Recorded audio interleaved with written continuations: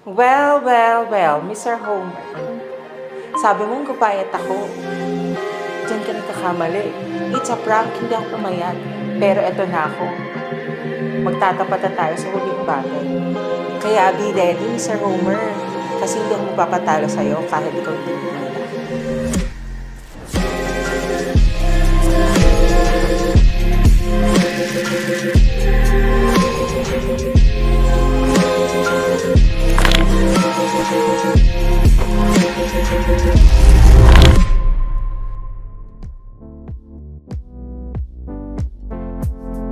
Welcome to David Salon Glam Battle Royale, the ultimate hair and makeover competition for the David Salon Glam team. So, what are we doing today? We have our cyberpunk. Ano yung cyberpunk? So this is medyo futuristic ang peg nila today. We're looking at AI, we're looking at robots, we're looking at those punky looks and updos for the girls. So, let's see what the stylists have in store for us today.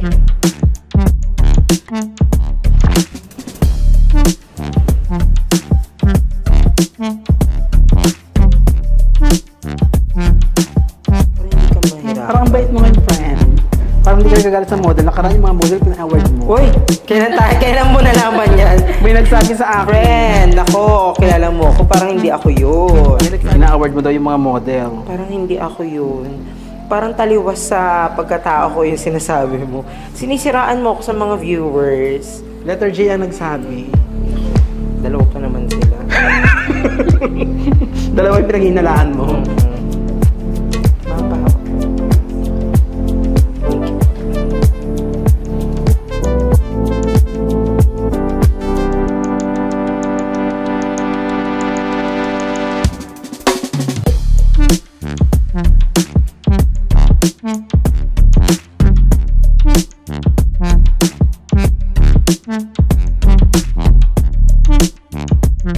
Talaga?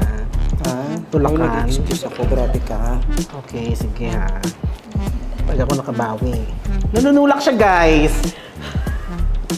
Aray. Ba't siya mo yung nagigupit? Hindi yung kuko ko kasi. Huwag mong pakita. Hoy, kailangan makita yan. Kasi yung kuko niya, mas okay na ano agad. Pag sa akin, hindi. Nako ha. Walang blush on ha. Sinayang yung blush on ko, ha?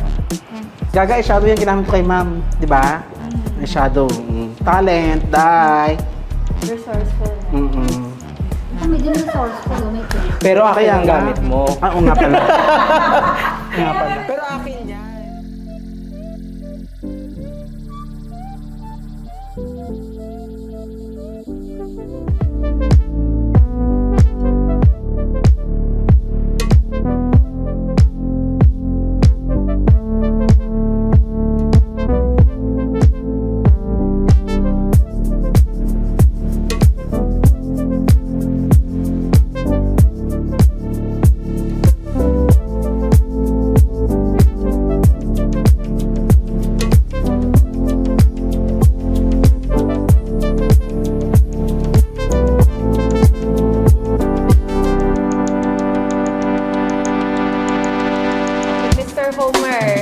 Where did you get your cyberpunk vibes from for today? Of course, I researched it. Ang na-search ko is parang mga 2077.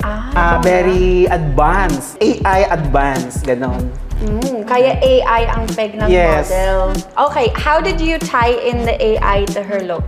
Parang medyo gothic AI. Hindi ako lumayo sa medyo dark shade sa likod. Tapos konting, a little bit lighter lang sa harap. Kasi nakita ko rin kasi kanina sa mukha niya, medyo maliit. So gusto ko medyo ilabas pa yung face niya. Oh, so we're opening up the face today. Yeah. And then we can see you've got the dark shades in the back. And actually may peekaboo section underneath pa rin, oh. Sa loob, it's actually really all the way through the hair. Peekaboo segment sa likod. Tapos, napansin ko, May something different sa makeup niya. Parang Yes. robot siya. Yes, very robotic. Ganon. Ang ganda. How do you find your AI-inspired look? It's actually very pretty. I think I like this style. It really suits my face. Nice! Yeah. Great! Perfect, Mr. Homer. Thank you. So, MJ, parang nakita ko nakakaiba yung look natin today. Where did you get your inspiration from? Sa ating Maringgo. Nag-research po ako, Miss Laura, syempre. So, ang na-search natin is something futuristic, AI, robotic, ganyan po yung na-search ko. So, nakita natin sa eyes ni ma'am. Diba? Yeah. Parang yan yung main frame, yung nasa mata niya. Yes po. Ang galing, ang ganda. Tapos yung kulay, what gave you the whole look for this? Why is this cyberpunk for you? So, nakikita po natin, supposedly kasi naglalaro kasi ako dati ng mga games, mahilig ako sa games. Sinabi natin kasi cyberpunk, parang naka-shave yung hair, one-sided. So, Yun. hindi natin naman syempre pwedeng i-ano. So, nag-improvise po ako, naglagay po tayo ng braids here sa sides, para mukha siyang shinave, naka-undercut, then one-sided. Ang galing. Yes. Ang ganda. Tapos yung makeup, nakakaiba din yung makeup. Not only does she have the accessories sa mata niya, meron din siyang Parang robot May- po, oo. AI. Yes po. Tingnan mo, Miss Laura, kung ano ginamit natin siya. in... Pakita. Uy, kailangan makita yan. Ano yun? Kasi yung kuko Tape? niya, mas okay. Yes po. Oh my goodness. Double adhesive tape, no black. Okay, akala ko pencil. I No was po. gonna say, ang bagay sa kanya, in fairness, yung ganito, it looks bagay to your makeup. So when you go home, ganun lang ang itsura mo. Ganyan lang yan eh. Ang ganda. I like it. Thank you po. Very nice. How do you find your makeover? I like it din po. Although this is not my usual style, but it's a good thing that Miss MJ considered doing this to my face, and I love it. Perfect. Thank you, Miss Jen. Well Thank you, done. Miss Laura. So, our theme for today is cyberpunk. And our models were prepared by Mr. Homer and Miss MJ. Well, I'm gonna say where did you get your inspiration, pero sinabi niyong parehas na kay Google. So we know you got inspiration from there, you're researching. So when I gave out cyberpunk, when you see those kinds of images, you see the kids are wearing tech outfits. And in fairness, nag-emulate kayo din ng hair. You really got the theme on spot. What did you find the hardest part of this theme? Hardest part is siguro yung sa makeup. Kasi usual na ginagawa natin ngayon, lalo na sa panahon ngayon, hindi na siya ganun ka-hard. So Yeah. medyo soft na, sweet. Pero ngayon kasi, yung AI kasi, or futuristic kasi, parang medyo, or punky, parang medyo sobrang dark. Yeah. Pierce, ganun. True. Pierce na hindi siya pang stage, pierce na parang pang kanto. Kanto in English is street. Corner. Yeah, parang ganun. Street makeup. Yeah, street like parang ganon. Yes. Actually, Miss Laura, yung sa makeup din po. Kasi talagang hindi din po ako sanay masyado ng dark makeup. Yeah. Always light lang, nudes. So ngayon, talagang nag-level up na dark talaga, smoky. Yes. And pinaka-hardest part dun yung paano mo siya papalabisin na medyo robot, medyo AI. Yun po talaga yung mahirap. Yeah, but you guys did such a good job. I'm super happy with how both of your models came out. And I can see from the smiles that you're both super happy. Yes po. So this is actually the last battle of the series until we reach the semifinals. Is this the hardest? Which was the hardest battle for you both? Actually, retro yung pinaka-pili ko mahirap sa akin. Pero ito ngayon kasi, same thing. Pero aside from retro sa buhok naman, ito naman sa makeup kasi. Ito yung AI, kaya medyo parang feeling ko, ano. Hindi ka Pero, naisip. na-feel ko, at saka parang hindi naman sa mayabang ako, feel ko talaga parang ang taas ng points ko. Great pointing! Oh my God! How about you? Which one was the most difficult? It is the 1920s po. medyo nahirapan ako sa hair. Kasi parang bukod sa nakita ko na nagawa na rin ni Archie na sa isip ko, na search ko. Siyempre, hindi na kami pwede magparehas. So, ang haba ng hair ng model. So, medyo nahirapan lang ako kasi ang hirap niya beach waves, finger waves. So, yun lang po na. Sa makeup naman wala naman.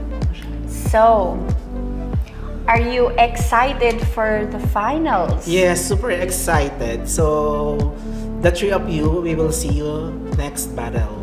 Is there anybody that you think is in the position to win already with the looks that they've been creating? Or are you confident that you're the winner already?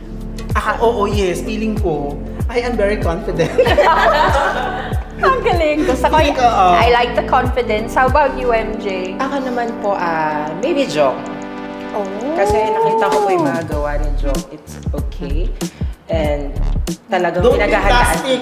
You're so plastic talaga. Hindi po talaga. Okay talaga. Okay, Jong talaga. Kasi parang pinaghahandaan lagi ni Jong yung mga battles niya. Okay, guys. So thank you so much for today. And don't forget to find all of the Glam Battle videos. When you see the individual videos of Homer and MJ across all of our social media, don't forget to like your favorites so that they can earn their points. Okay, guys, thank you so much. Thank you. Thank you, Miss Laura. Good luck.